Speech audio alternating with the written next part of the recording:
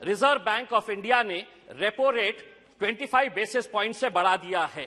पिछले 4 मई 2022 को 4.40 हमारा रेपो रेट था। 8 महीने के अंदर 6 मर्तबा रेपो रेट बढ़ाया गया है और अब ये रेपो रेट हो गया है 6.50। अब हो सकता है इनमें से कोई खड़े रहेगा और कहेगा कि आरबीआई है, इसका हमारे से क्या लेना देना, बजट से क्या लेना देना। तो सुनिए गौर से, आरबीआई जब रेपो रेट बढ़ाता है तो किसी ने 20 साल के लिए होम लोन लिया है, यानी कि 240 महीने के लिए लोन लिया है और रेपो रेट 2.25% से बढ़ गया है, तो 120 से 160 महीने का एडिशनल ईएमआई उसको भरना पड़ता है। किसी ने 25 साल के लिए यानी कि 300 महीने के लिए लोन लिया है और अगर 2.25% से रेपो रेट बढ़ गया है तो उसे 199 महीने एडिशनल ईएमआई देना पड़ता है।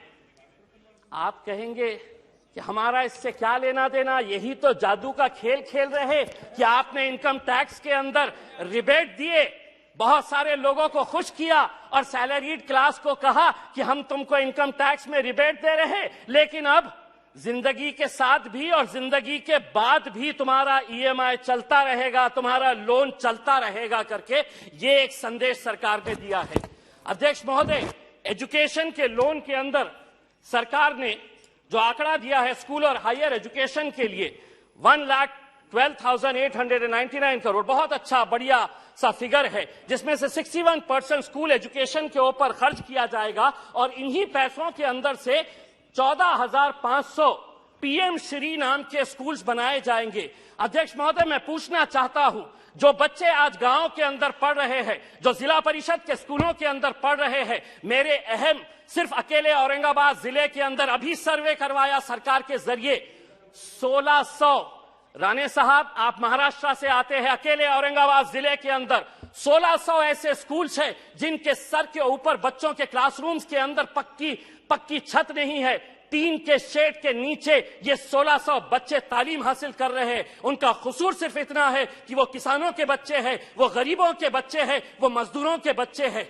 आप बनाइए नए स्कूल्स, लेकिन आपके पास 1 साल बचा हुआ है, यह हद करिएगा, प्रधानमंत्री जी को कहिएगा कि पीएम श्री नहीं, उन पूरे स्कूल को हम पीएम महाश्री नाम देंगे। अगर 1 साल के अंदर ये 1600 औरंगाबाद जिले के स्कूल्स को अगर आप बदलते हैं तो हम भी कहेंगे, अगर 1 साल के बाद अगर ये कर पाते हैं तो इम्तियाज जलील यहां पर खड़े रहकर कहेगा वाह मोदी जी वाह। दूसरी ये बात है अध्यक्ष महोदय, माइनॉरिटीज के बारे में मैं ये बताना चाहता हूं, राणे साहब हम तो फूल थे, तुमने हमें कांटा बना दिया और अब इसी कांटे से कहते हो कि चुभना छोड़ दे। नहीं छोड़ेंगे, हम लड़ेंगे, क्योंकि इस मुल्क के ऊपर जितना आपका इख्तियार है उतना इम्तियाज जलील का भी इख्तियार है। अगर आप हमारे साथ नाइंसाफी करेंगे तो हम खामोश नहीं बैठेंगे, हम लड़ेंगे। क्या वजह है कि आज फाइनेंस मिनिस्टर हमको इस बात का जवाब दे कि कैसा 38%, कौन सी ऐसी मिनिस्ट्री है जिसके अंदर 38% का बजट कम कर दिया गया है।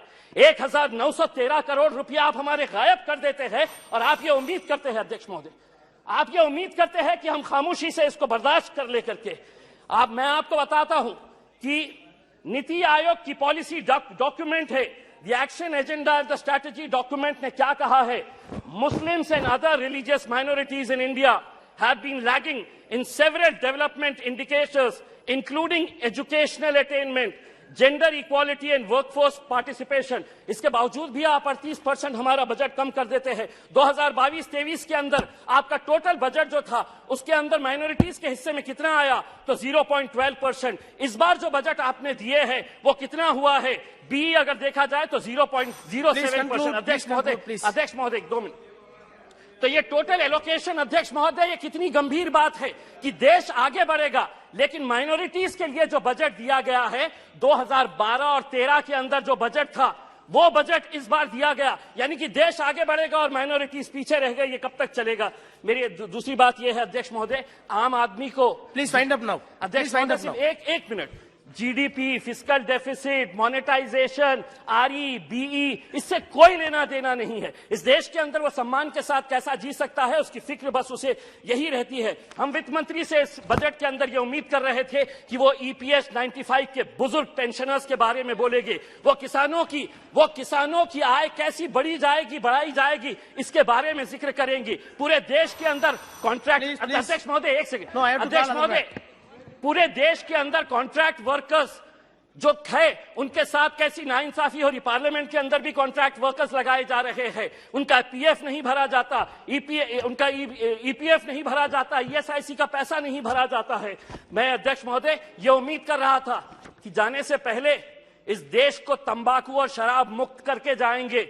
हम सराय होते आपको इसी बात के लिए अध्यक्ष महोदय। और हां, मैं जाते जाते सिर्फ इतना कहना चाहूंगा, मैं नाम लूंगा, मैं अडानी का नाम इसलिए लूंगा कि एलआईसी में मेरा भी पैसा है, एसबीआई का मैं भी कस्टमर हूं। प्रधानमंत्री हर एक के बारे में बात करेंगे, 140 करोड़ जनता मेरे पीछे कैसा है ये बताएंगे, लेकिन अडानी का नाम नहीं लेंगे। कहीं ऐसा ना हो जाए कि उस एक शख्स के चक्कर में 140 करोड़ जनता तुम्हारी हाथ से निकल जाए और आप लोग बस सड़क के ऊपर तालियां। हमसे जुड़े रहने के लिए हमारे YouTube चैनल को सब्सक्राइब करें और नई वीडियो की नोटिफिकेशन के लिए बेल आइकॉन को दबाएं।